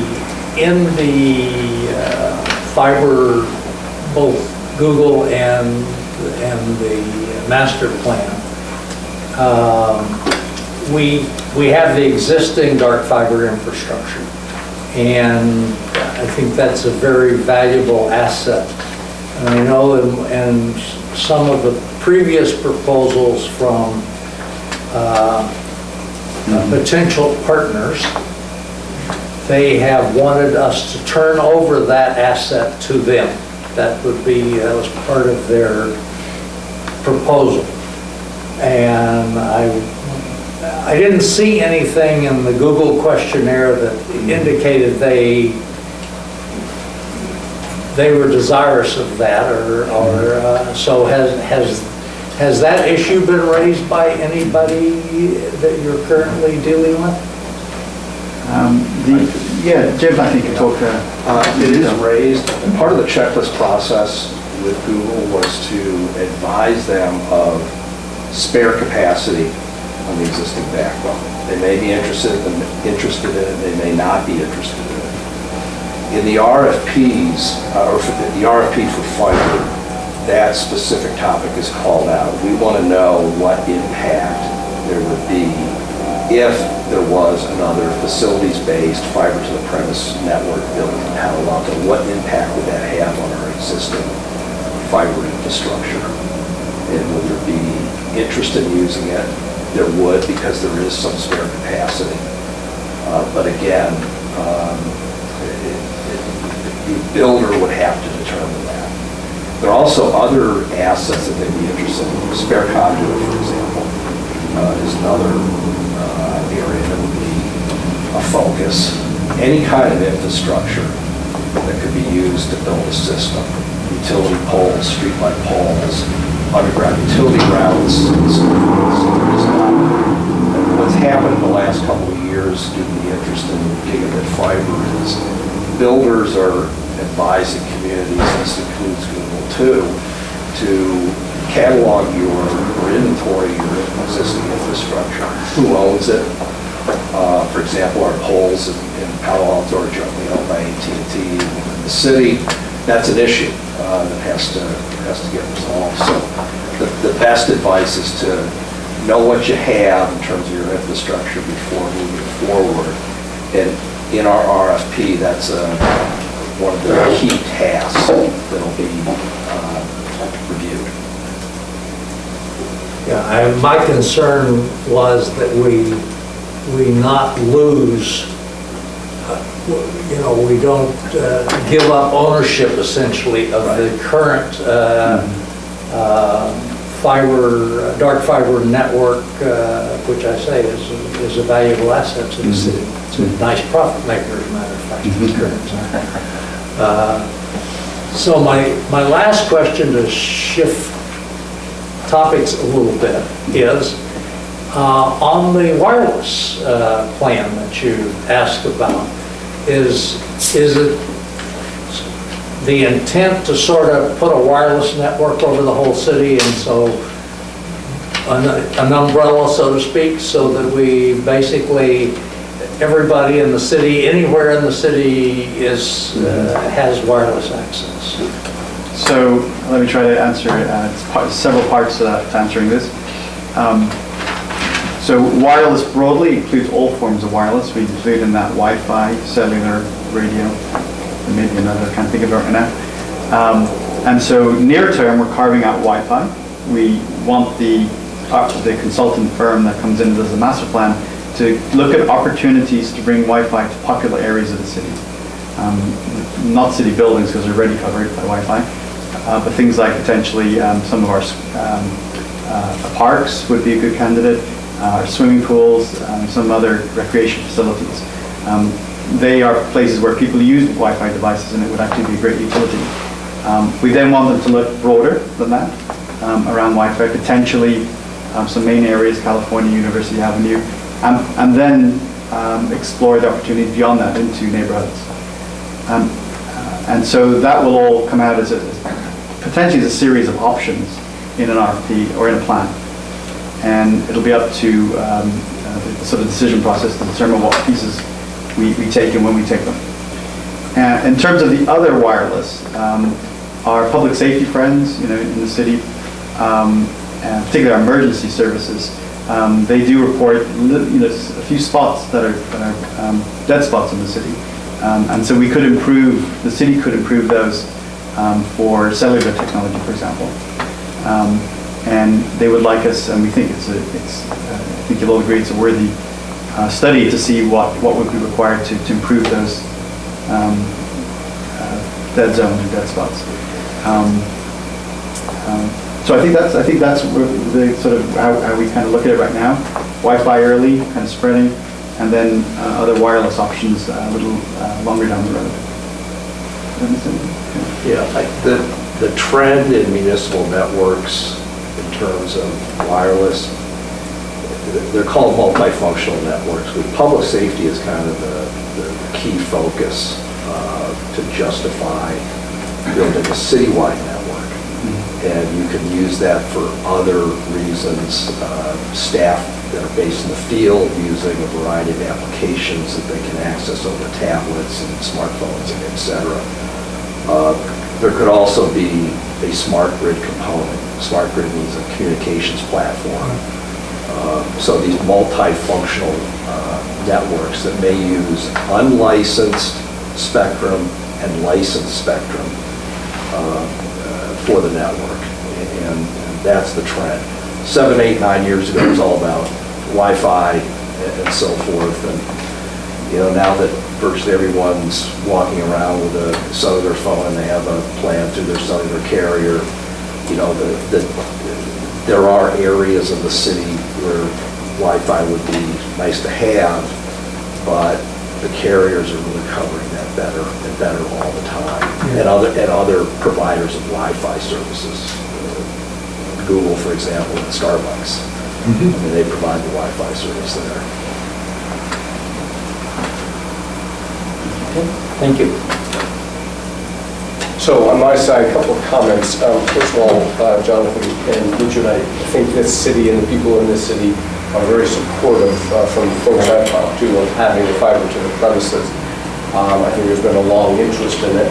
Cost has seemingly been an issue. People are very interested, but of course not at any price. At $50 a month, yes. At $500 a month, maybe not. At a $1,000 installation cost, maybe not. And we've sort of seemingly foundered on cost issues a bit over time in terms of studies we've seen and so on and so forth.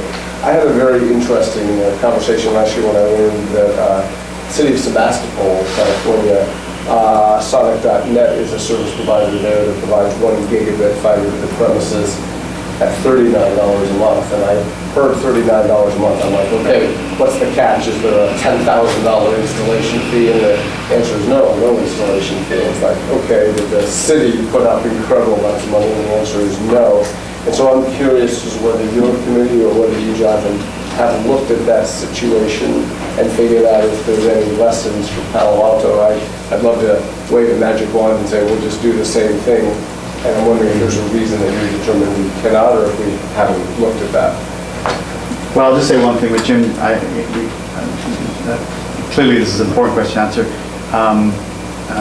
We would encourage all potential participants to approach us and offer us their, say that they could bring what they've done in other cities to Palo Alto. So we're very receptive to all sorts of options. Specific to Sonic.net and Sebastopol, I think Jim did have some insight.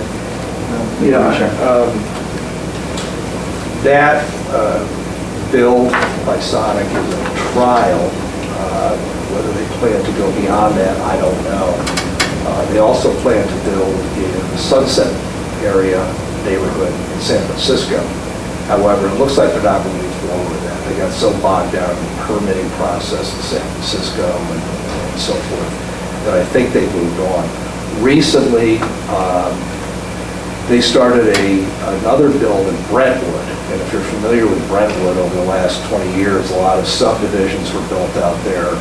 And fortunately, empty communications conduit was put into the ground as those builds were occurring. So Sonic's plan in Brentwood is to use that communications conduit. I don't know what the rate they're paying for it, but I would imagine it's a fairly low cost. So kind of their business plan is to build where it's inexpensive. For Sonic 2, pole attachments are a real issue. In this community, for example, again, AT&T and the city share ownership, or they don't share ownership, they jointly own the poles. Sonic would have to probably attach in the communication space, which AT&T controls. So there is a cost to that. And there's also a cost to the make-ready that has to be done. Make-ready means you have to prepare the pole for the attachment and so forth. So I think their goal is to build in communities where infrastructure is available and they can build quickly. And that's what happened in Sebastopol, and that's what's happening in Brentwood.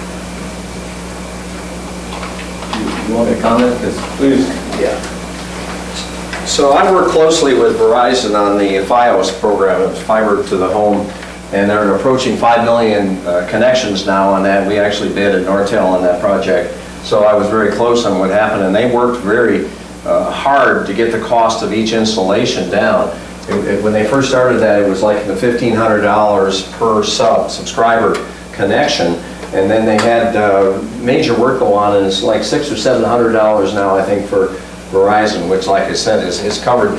If you look up here, none of the Verizon areas are covered by Google because they know that that's working.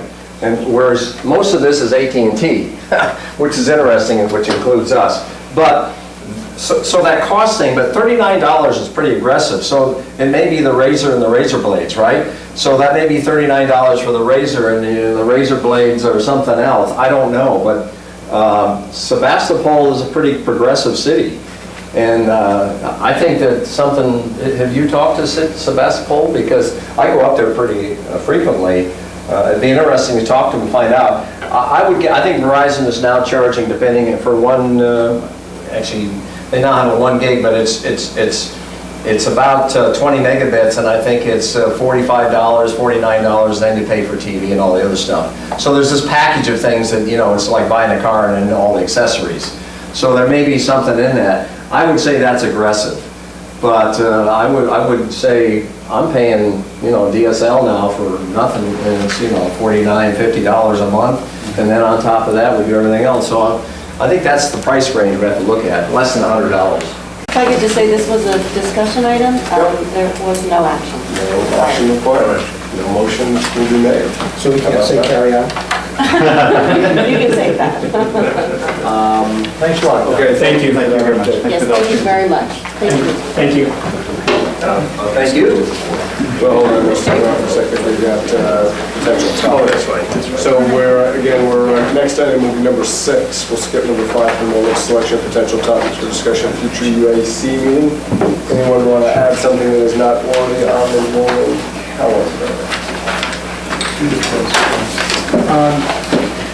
It's possible that we can discuss this under the drought impact question, but I would like us to agendize dewatering and basically groundwater use as a topic as we look at drought impact issues, because I think that we're putting ourselves in a pretty awkward position by remaining agnostic about this. So, I don't think first of all, dewatering is typically not handled out of our department. but it's a groundwater use issue. Because you can't just dig a hole in the ground and pump water. So the only reason I make this comment is, do you expect us to have a staff report for you, or do you just want to talk about it? I don't really know what to do for. Well, I guess the question is, what jurisdiction do we have over groundwater use? Do we have jurisdiction over groundwater use? No, I think it's all Santa Clara Valley Water District, so it's difficult for us to. Well, but the thing is, Jane has talked about including groundwater in our water supply, so presumably it's something that we do have some agency over. It's, Well, the district manages the groundwater supply, so we would be a customer of the district for any groundwater that we use, including dewatering water. If we put that water to beneficial use, we are a customer of the district to use that water. Yeah, and presumably it is for beneficial use because it's part of construction, so. If it's part of construction and we're not using it, it's not beneficial use. It's a nuisance substance. Well, I think we need to clarify this issue. We because, have. Yeah, well, no, we haven't because I think that it's hard for us to look the gardening community in the eye and tell them that it's okay to dump 1 million gallons of water down the drain when they can't access this for gardening. Right. Well, we are using the water for street cleaning. And paying the fees for it. And we're keeping a log of that water, and we'll pay for it at the end of the year. So how about this? We as a city, How about we- Public Works. Since we can't talk about anything without agendizing it, what if we agendize it, no staff report, but just an opportunity for sort of discussion Q&A, in other words, to knock out these kind of questions, so Commissioner Wolford or anyone else can ask questions and all of And so them the can answer. community can come in Sure. and get. People in the community can ask questions, and obviously to the extent you have the answer, you let us know the answer, and if you don't, just say so. Yeah, and we could potentially make a recommendation to the Santa Clara County Water District about this. I mean, there's also storm drain impacts, which we could discuss. I'm guessing Storm drain is Jessica's really out of guessing my we could make a purview. recommendation to the city council that they make a, right. Correct, or you could go to the Santa Clara Valley Water District board meeting and also speak. there. Right, I don't want to give the impression that we're agnostic on this, because we have been talking a lot internally about it and with the district about it. It's not something we're ignoring. Yeah, but I think it's something we need to agendize, we need to discuss openly so the public knows what our position is on it. So I will apologize to you, the September agenda is very difficult. It's going to be real challenging to get us out of here at probably a decent hour. Well, since dewatering ends on Halloween anyhow, Oh. under the city rules. How about October? Yeah, right now, October, and that's also when we're bringing the, potentially bringing it's pending Gil's availability, Gil friend, the Sustainability Climate Action Plan, and it may also, it's not, there's a nexus there. So in other words, that could be out of October as well. Is that what you're saying? Yeah, hopefully. Yeah. Right. Okay. Yeah, that's Let's fine. do that. Okay, Sounds okay, I just raising it because I didn't want you to feel like I was putting you off, but it's just September's Okay. very hard. That's good. Any other potential topics?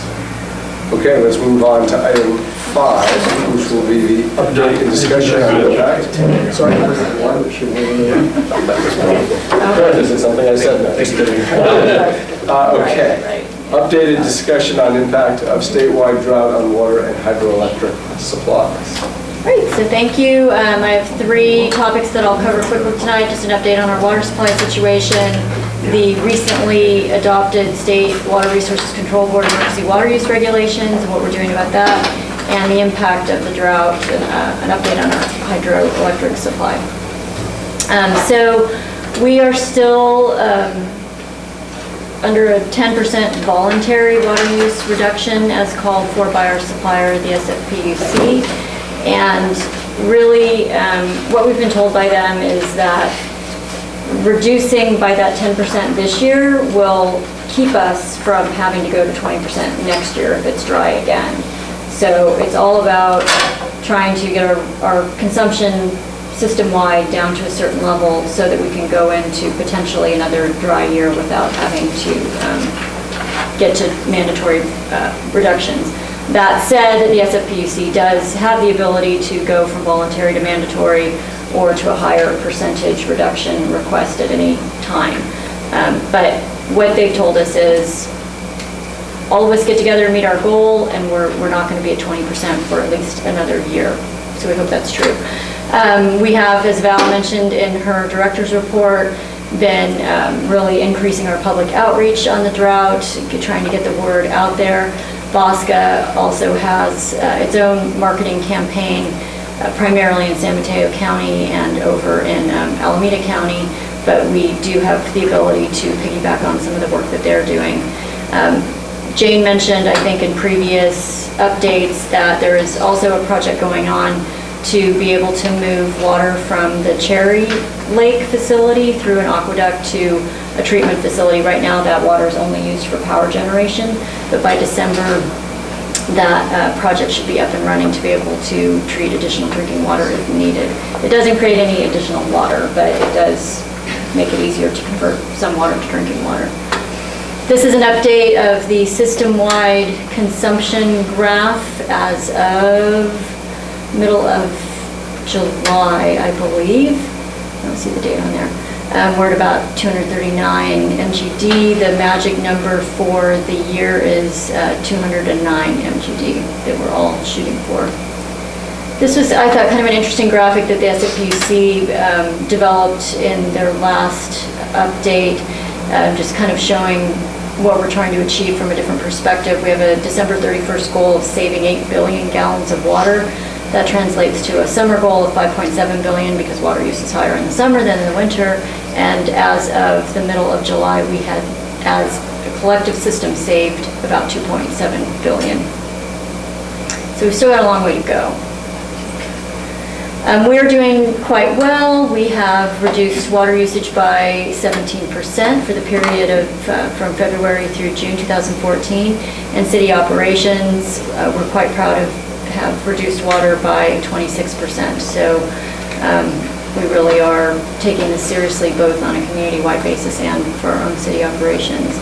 Here's a cumulative water reduction use graph showing 2013 use, 2014 use is the red line.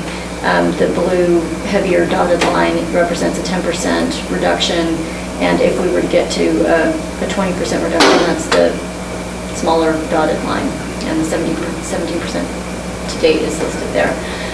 On July 15th, the State Water Resources Control Board adopted emergency water use regulations. The new regulation prohibits runoff from outdoor landscaping, use of a hose without an automatic shutoff nozzle, use of potable water in non-circulating fountains, and use of water to clean driveways and sidewalks. Our Muni Code already prohibits the first two, and on Monday we took a full regulation to council, which was adopted by them, prohibiting number 3 and 4. We also are prohibiting irrigation of landscaping between 10 a.m. and 6 p.m. So you may have seen some of that in the press.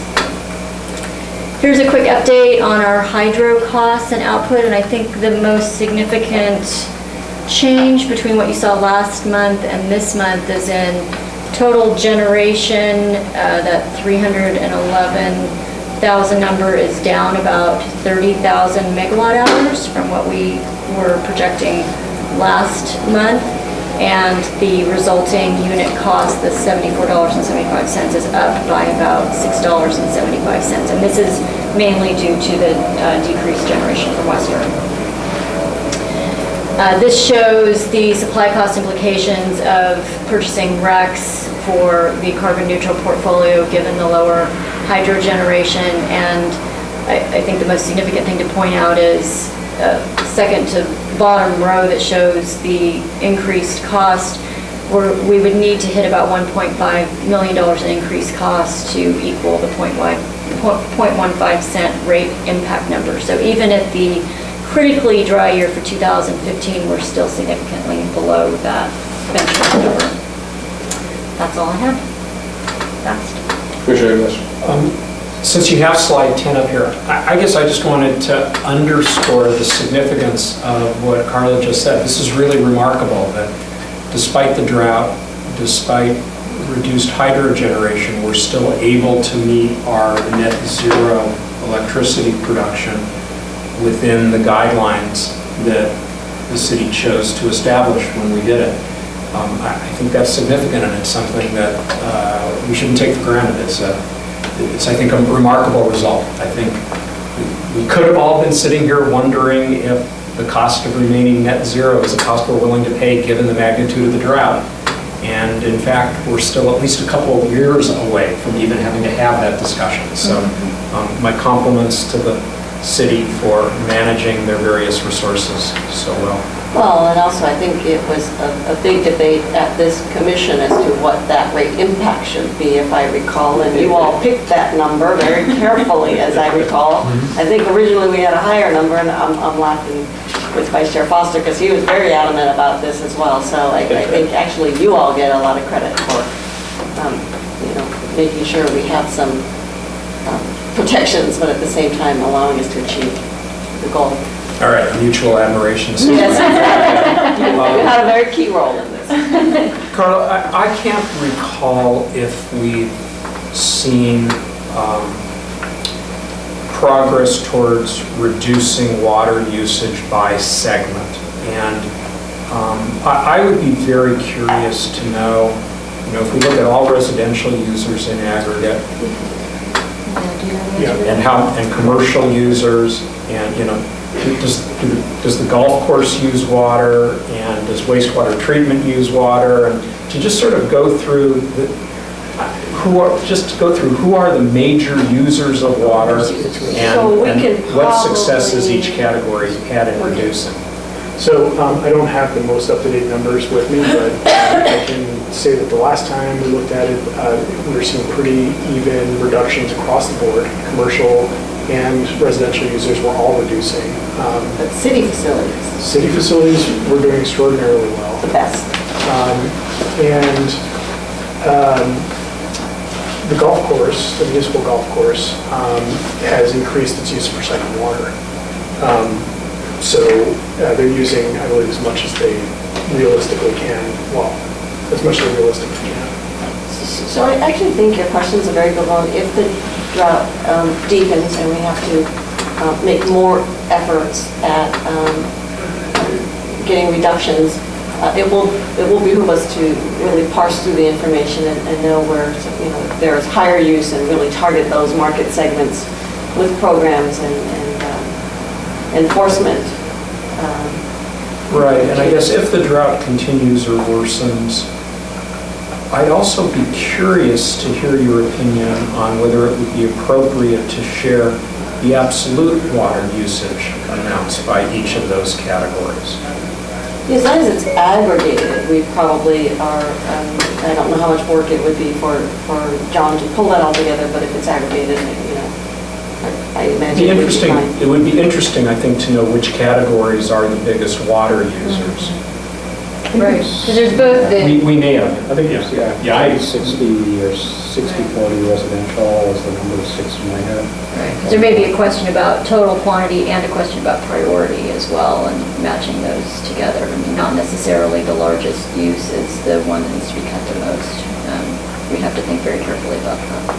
We would. I think that's the sort of data and the sort of discussion that can lead to intended or unintended consequences. But I think part of what you're getting at is that you might find yourself in a situation where everybody trying to cut down by the same proportion isn't in fact the right thing to do. That you try to look at low-hanging fruit and you say, gee, we think that segment ought to be able to cut back 40%. Right. Thereby helping the whole city to meet a 20% goal. Those can be really sensitive discussions, and they can be very helpful discussions, but I think they can also be very sensitive, and so it's the kind of thing where maybe it should be done in a public forum, maybe it shouldn't. I'm really not trying to suggest an answer so much as raise the question. Right. There will be some opportunities to talk about that. A lot of, as we start talking about drought rates over the next few months, not that we need to establish drought rates, at this moment, but we are starting to develop them because, if the drought continues through the winter, that's something that we're likely going to need to put in place. One of the discussions we'll have as part of that is indoor versus outdoor use, and which customer segments have more indoor use and more outdoor use, where indoor use is typically less elastic. If I could just also add, this is a good body to consider all that. I will say when we took the compliance, in a sense, for the city to comply with the state control board's new emergency regulations, we actually got a very similar question from the dais from Councilmember Schmidt, and so clearly it behooves us to have the discussion here and then take whatever comes out of it to the council at some point. Right. Thanks for all of that. I guess maybe one thought that I'll share is something like drought water rates has to be done in the public eye for all kinds of legal and ethical reasons. But there are other things that are maybe more effective done outside of the public eye. Working with individual customers or classes of customers quietly in a constructive way is maybe the thing that doesn't require the bright light of city council meetings and front pages of newspapers. We will not divulge individual customers. Right, but there might be huge benefit in working with individual customers. And so from a staff attention point of view, there might be tremendous opportunities to decrease water usage working quietly and confidentially. Right. I know a couple of teenagers you could talk to.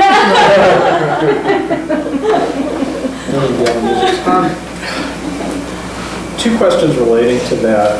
One is, we have a recycled water resource that we're limited in how much we can access it because of plumbing being back in the city. But I think that especially as we contemplate drought rates, are we also exploring ways that we can make that recycled water more available to the community? I mean, for example, people want to bring in, if the garden community wants to hire water trucks, is there a way for them to get water delivered at the treatment plant?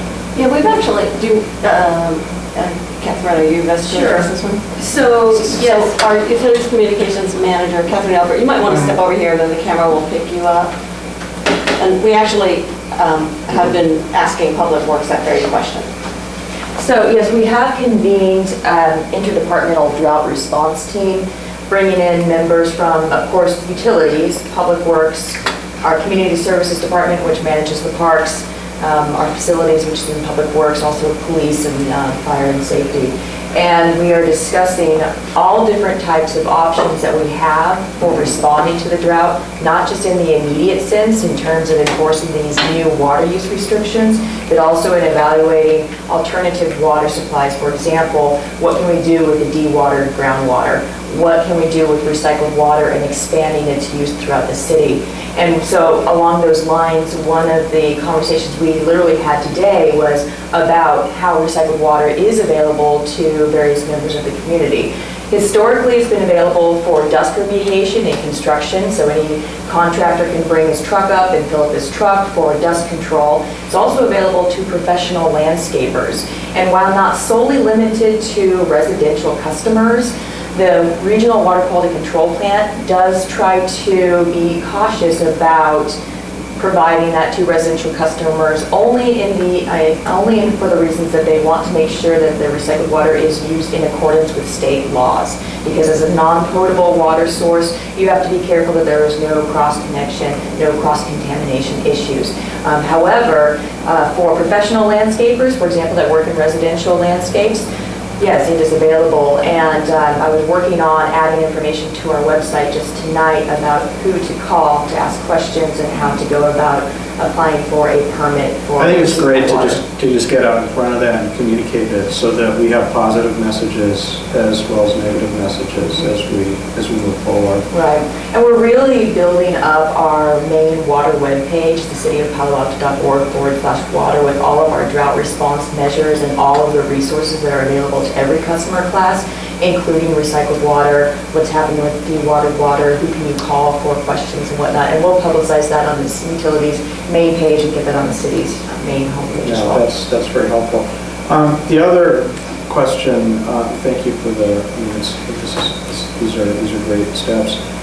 Do we have any preliminary analysis, Carla, on revenue impacts from?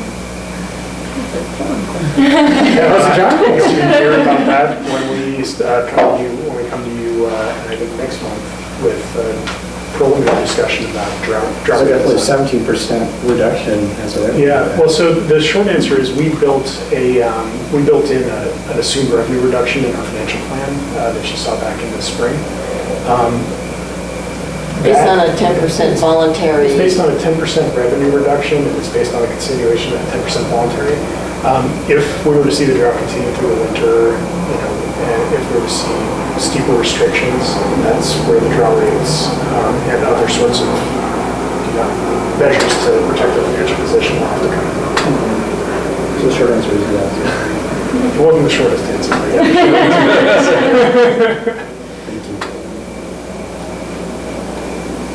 Okay. Other thoughts, comments? That's it. Thanks very much.